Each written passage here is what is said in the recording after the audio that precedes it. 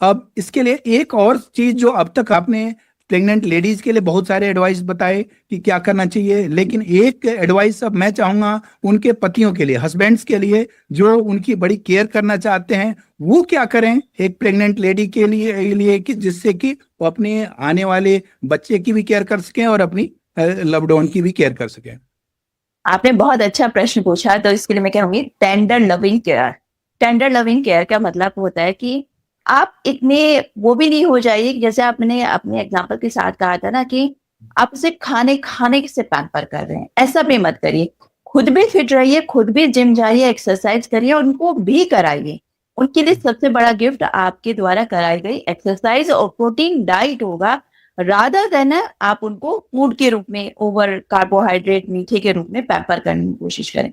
तीसरा सबसे इंपॉर्टेंट चीज जो मैं कहना चाहूंगी वो ये है कि जब कोई मिसहैप हो जाए, बुरा मत मानेगा, हमारी सोसाइटी में एक ट्रेंड है कि अगर पेशेंट का अबॉर्शन हो जाता है और पेशेंट को शुगर है, मैं आपको सच बताती हूँ, हस्बैंड और उनकी पूरी फैमिली पेशेंट को ब्लेम करने लग जाती है।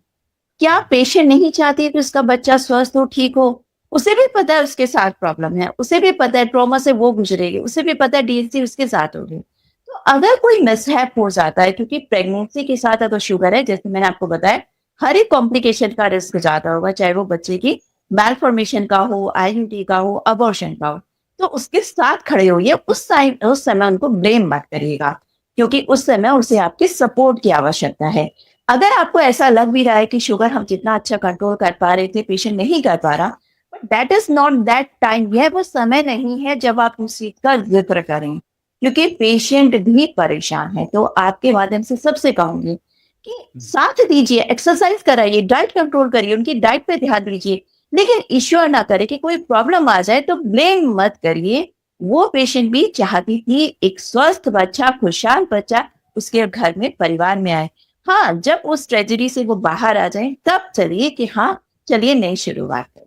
बस यही संदेश है।